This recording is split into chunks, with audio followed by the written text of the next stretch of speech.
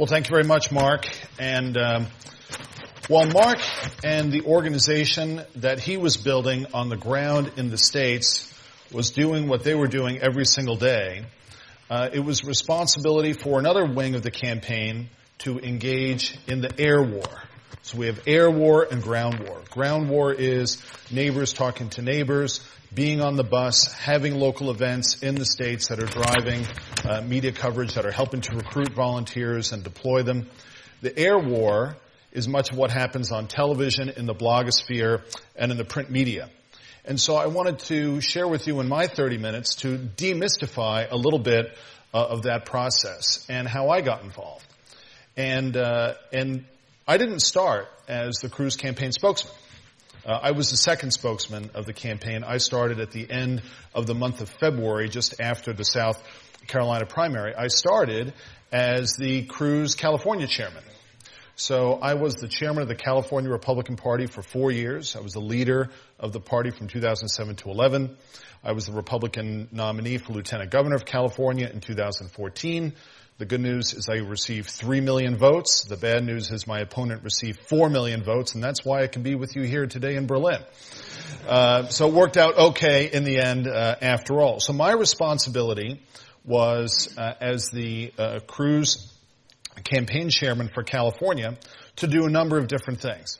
I was responsible for helping to put together our slate of delegates. We were all set to go. We had a wonderful, perfect slate of delegates to the National Convention who would go and vote for Senator Cruz. We were organizing that well in advance. We were well ahead of where the Donald Trump campaign and every other campaign was in California. We were well organized. This photo here is of Senator Cruz holding a press conference in Los Angeles. When Senator Cruz would come into California, part of my responsibility, by the way, this is a volunteer position. I wasn't paid to do this. But when Senator Cruz came into California, my responsibility was to be there and to support the campaign to make sure that he had everything that he needed. For example, I and my team helped to identify this site to hold this press conference. We shared our press list with the national campaign to make sure that the Los Angeles Times and the Los Angeles news media were all present, and the like. The next photograph you see there, that's a picture of Senator Cruz speaking with a group of volunteers in Los Angeles at Wolfgang Puck's restaurant. Actually, it was in Beverly Hills, but that sounds a little snooty, so we just said it was in Los Angeles. And that's Senator Cruz meeting one-on-one with those delegates and those volunteers, because politics is 75% relationships and 25% everything else. That's the most. So I have a political science degree. It's a very beautiful piece of paper. It hangs on my wall. Other than that, worthless. Because I didn't learn in political science class what I learned working on political campaigns is the value of relationships. And so why is it important for someone like a candidate, a presidential candidate, to sit there in the room with those volunteers? Because he's building a relationship with those volunteers. And those volunteers were very well motivated because they had an opportunity to have their voice heard and meet with Senator Cruz. This picture here is taken in California's Central Valley. And we made sure that these large signs came out of Michigan after the Michigan primary took place, and all these large signs came to California and started going up in California's Central Valley. So California is the largest state in the union, a very, very diverse state, and local knowledge is needed to understand how do we best campaign in California? How do we effectively campaign in California? Doing so in Los Angeles is different than doing so in rural Central Valley and the like. So I started in the campaign just as a volunteer, as the chairman of the campaign in California, and then we had the second presidential debate took place at the Ronald Reagan Presidential Library in Simi Valley, California. And as a result of that event coming to my state, I got to be part of what was called the surrogate team. And that is that I was one of the people who was in this room with all these television cameras, and I would be one of the people who was talking to the news media about how well Senator Cruz did in the debate and how poorly everyone else did in the debate, and so on and so forth. In addition to that, I had several years of on-camera experience with the media as a result of being the Republican Party leader in California. So as a result of my going on TV and being in the spin room and here, I became part of the national surrogate team for the campaign, meaning I was one of the people who the campaign would put on television when the candidate's not available and no one else is available. And so I wound up going on. This is my first interview with Meet the Press Daily with Chuck Todd. In my role, you'll see my title here is not as the campaign spokesman, but as the Cruz campaign California chairman. So this speaks to the importance of surrogates in an American presidential campaign, because there are simply too many media outlets for the candidates and the candidate himself and the campaign staff to cover individually. That's simply not possible, because the campaign has to set priorities. And sometimes it's more important for Senator Cruz to be speaking to 200 Tea Party activists in Des Moines, Iowa, than it is for him to be on MSNBC at a given time. So therefore, it's important for the campaign to have a team of people that the campaign is confident will not go on television and say something stupid to 1 million people on live TV. I mean, that's one of the responsibilities of having those surrogates. So we had representatives to advocate on our behalf. They had to be vetted. Number one is they had to be vetted, because we could not have someone who was representative of the campaign who had something in their background which some blogger or some reporter would find, and it turns into a controversy. So every single person who was representing the campaign had to first be vetted. Anyone whose name appeared on a press release had to be vetted, meaning their background was thoroughly investigated beforehand. It helps if they're respected, if there's someone who's respected in their community. It was helpful to the campaign that I had previously been the Republican Party chairman in California and the like. Having that stature, people of stature on the surrogate team was helpful as well.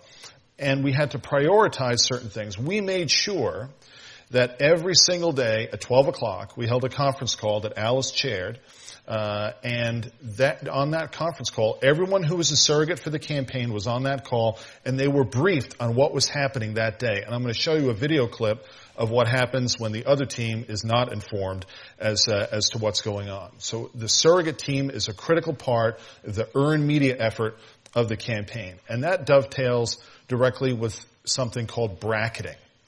Bracketing is the principle that wherever the other team is and there is news media coverage, the news media is going to want to cover a second side of the story. So if Marco Rubio is showing up somewhere or Donald Trump is showing up somewhere, I want to have one of my people there in the room and find the media and talk to them, because we want to be part of that story. So bracketing has become also a critical part of the earned media campaign. So in South Carolina, the South Carolina primary took place on February 20th, and I was in Washington, D.C. at the time. And so I was called by Saul Anuzis, who was the head of our surrogate team, and he said, can you go down and join our surrogate team in South Carolina? South Carolina was going to be very important. We need as many of our good people as possible in the state covering the various media markets. And so I said, sure. This was the first primary that was in the South. And these are some pictures from the South Carolina campaign. We at that time, our biggest competitor at that time was Marco Rubio, and there was a contest for second place. Who would place second? We knew that Donald Trump was going to win the South Carolina primary, but we were in a competition with Marco Rubio. So you can see the Rubio signs as well as the Cruz signs and the like here. If you don't watch the television program Duck Dynasty, you will not know who the bearded man is there. However, he is very important in South Carolina, because 11 out of every 10 men in South Carolina watch Duck Dynasty on television. And the fact that Phil Robertson was out there campaigning for Ted Cruz was important. That was an earned media opportunity to have a celebrity who has 300% name ID in South Carolina there with the candidate. So there was a tremendous amount of activity happening there. So one of the things that had happened in the lead up to that was our main competitor at that time, Marco Rubio, had a media narrative set in about him. Now, a media narrative is very important, because once a media narrative sets in, it becomes very difficult to break. And this is why there is so much attention paid on the earned media side to what the narrative is, because it's like cement. it dries very quickly, and then it becomes very hard to create a new narrative. So the narrative that had been created at that time, had emerged about Marco Rubio, is that he doesn't show up for work. He had the worst attendance rating in the United States Senate, and he didn't show up for other things. And these are two headlines, one from Time Magazine, one from Bloomberg. Marco Rubio cancels fundraiser to blunt no-show attacks. New revelations pose a problem for no-show Rubio. This was the narrative that was already leading up to that.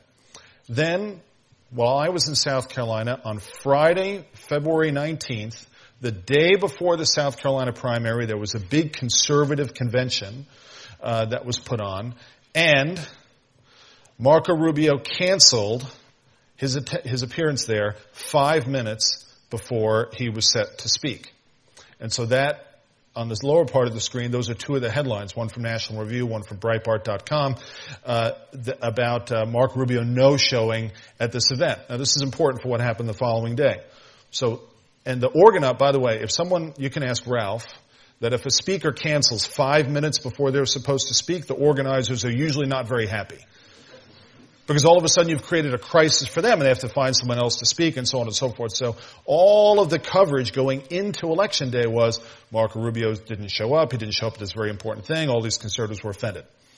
So my job on Election Day, February 20th, was I was to drive from Charleston, South Carolina, 94 miles up the coast to Myrtle Beach, where Marco Rubio was going to have an event. He was going to have a rally there, and my job was to go and bracket him. So I would go to the event. This is the event as it's getting set up. People are filling in. You see the signs here. It's held in a high school gymnasium. And my job was to go find the media. And by the way, someone at the National Campaign Headquarters sent an email to all of the press saying that, Ron Nehring from our team is going to be at the Myrtle Beach event. He'll stop by and say hi. So I found where the reporters are, and I stood in the back of the gymnasium where the reporters are. I let the reporters know that I was there. And the reason why I did that is that if the Rubio people saw me there and tried to kick me out, they would be reluctant to do so in front of the media. Right? So there I am in the back. Now remember what I said the narrative was. The narrative was that Marco Rubio doesn't show up for things. And the night before, he canceled on a big event. And so all the media going into that was that he was not showing up. So I'm sitting there in the back of the gymnasium, just minding my own business, standing there near the press, and then all of a sudden, an announcement comes out over the loudspeaker, today's event is canceled, thank you for coming. And in 5 minutes, the room looked like this. And here's this one poor guy. He came all this way to see Marco Rubio, and Marco Rubio didn't show up for him. So needless to say, I took this picture and I tweeted it out and I said, Marco Rubio is just disappointed, this man who's still waiting for him to show up in Myrtle Beach. And so what happened? Now it's about 10 o'clock in the morning on Election Day, and what is driving the coverage? What's driving the coverage at noon is that Marco Rubio canceled on another event.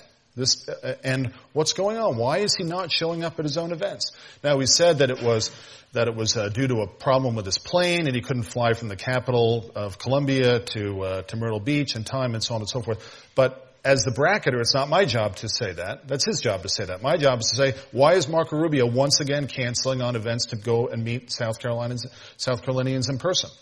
So bracketing is a critical part of making sure that when there are going to be two sides of the story covered, the other side may as well be you. So it's important to be there. The reason why we go to the Marco Rubio event is not so much to be with Marco Rubio, but because we want to talk to the press. Or why do we want to go to the Donald Trump event? Because the reporters are there.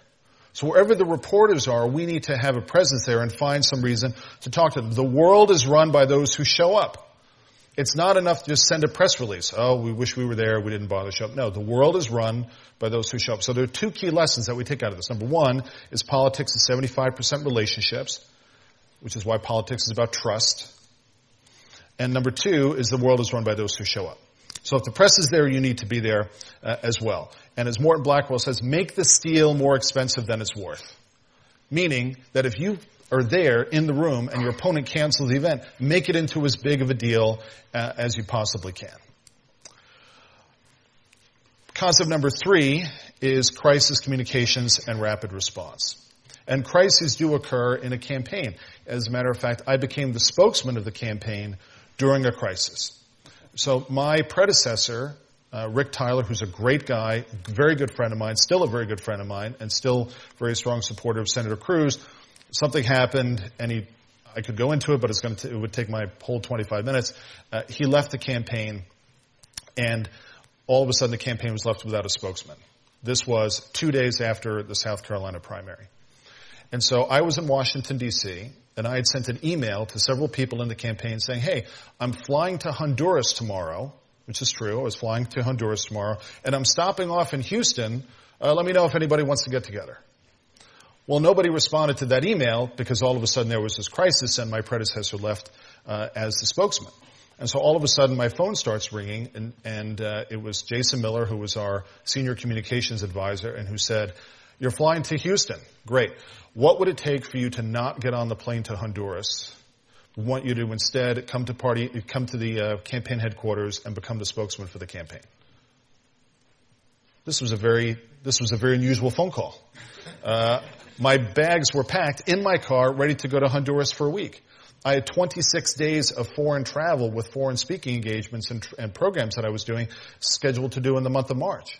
And all of a sudden you have a presidential campaign come to you and say, we want you to step off the plane, we want you to take a leave of absence from your job, and we want you to step in as the national spokesman of the campaign. That is the type of thing that happens in a competitive election. Things are moving very, very, very quickly, and we have to be prepared for crises that may come up. By the way, this is a very, very valuable list. And by the way, I love this sign. It's from an ordnance testing facility in California. Incoming fire has the right of way. Meaning when a crisis strikes in a campaign, all of a sudden it takes precedence. Who was it who said that the best laid battle plans never survive contact with the enemy? Right? So here are 5 types of attacks that can happen in a campaign. An ineffective attack, a false and damaging attack, a defensible attack, a diminishable attack, and a true and damaging attack. And there are different types of responses and different ways that a campaign should handle each of these separate type of crises. By the way, most attacks in a campaign fall in the first category. Most attacks that take place are ineffective and therefore should be ignored. The challenge is, which ones do you ignore? Because if you ignore the wrong ones, then you're not in a good spot.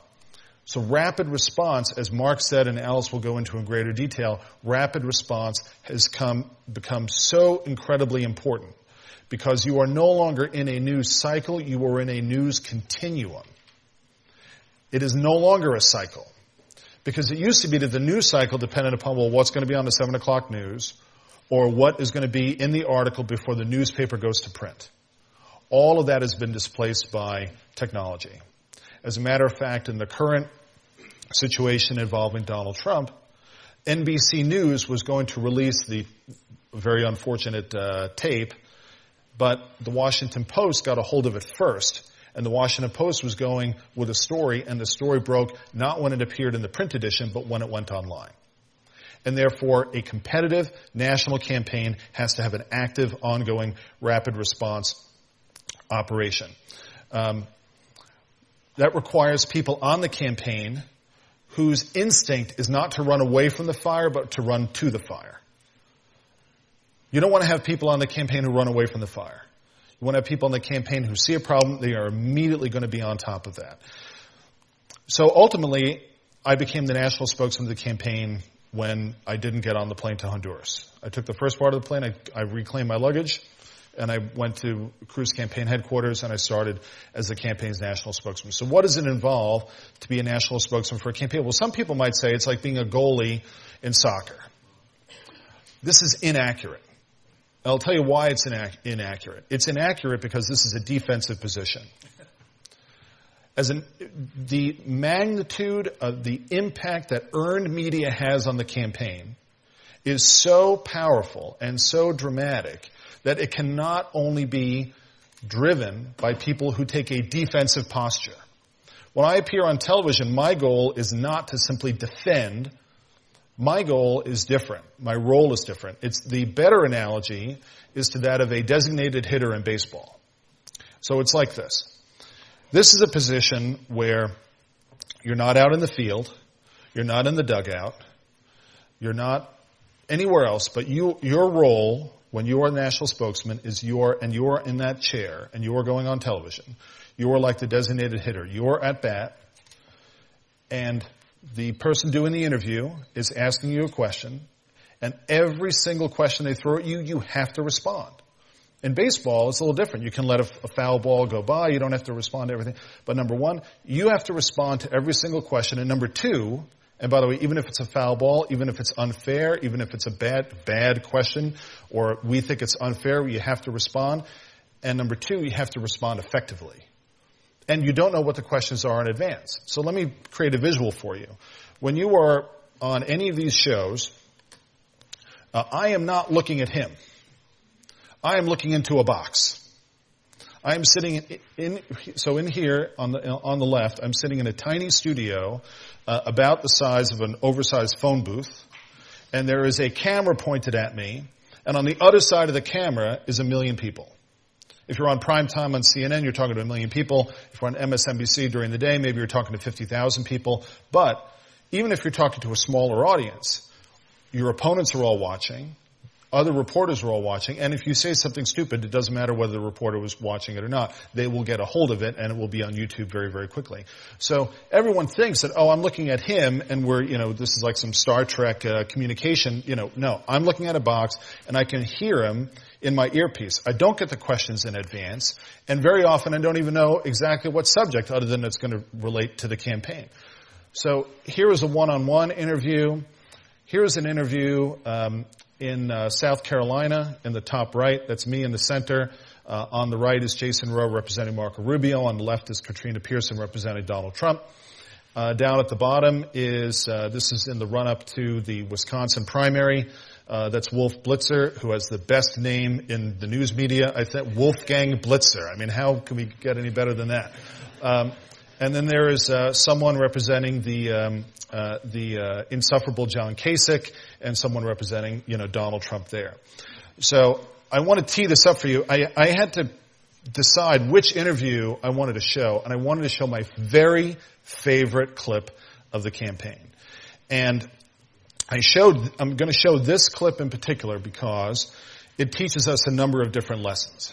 Number one, if you are going to be a spokesman or a surrogate. So this is a surrogate. This is Jeff DeWitt.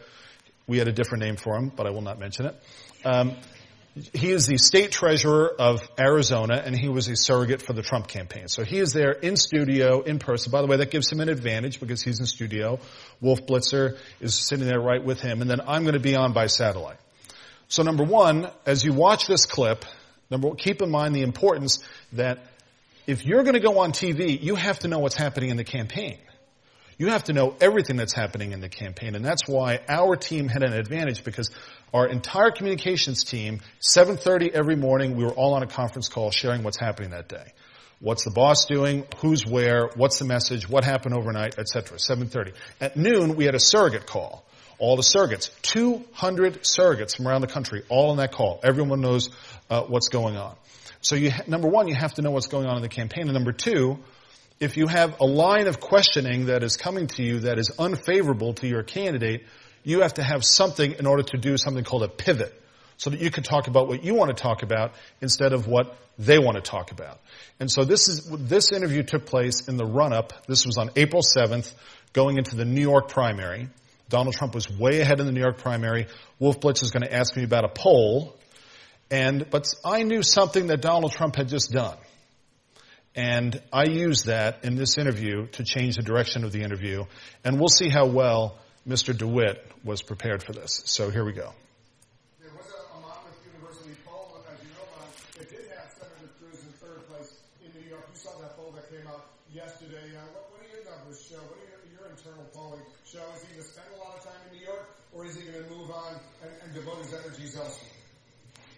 Well, Senator Cruz will be in New York campaigning just like he is today, many, many times between now and the New York primary. What's really interesting to see is that Donald Trump very suddenly canceled his appearances both in California, where he was supposed to be tomorrow, as well as in Colorado over the weekend in order to devote more time to campaigning in New York. That doesn't look like a candidate who's particularly confident in his performance in his own state to me. And why would he made commitments. He made commitments like he's canceled on previous commitments in the past, like at CPAC. He made a commitment to leave Colorado. He canceled that. We had information, and it was already public, that he was going to hold a news conference at his location of Rancho Palos Verdes in California tomorrow. That was suddenly canceled. We have an indication he was trying to organize a rally in the city of Fresno, California for Friday. That was suddenly canceled. So, these aren't the moves of a candidate who's, confident and who has his campaign together. We've all seen the reports about the troubles that his campaign is having, and this would seem to be indicative of that. Well, let's let Jeff Why did he cancel those other visits out west? There's a lot going on right now, and don't forget that his daughter just had a grandbaby. There's a lot happening here, and it's nice to be home. A lot of the staff has been home just a handful of times in the last 4 months, and so we have a lot of great things happening here, but nothing like that. In fact, I don't think even half of what he said was true there. He's trying to spin it into saying that, the campaign's in trouble, and even though we have 3 or 4 times as many votes as Ted Cruz does here, but somehow we're in trouble in New York.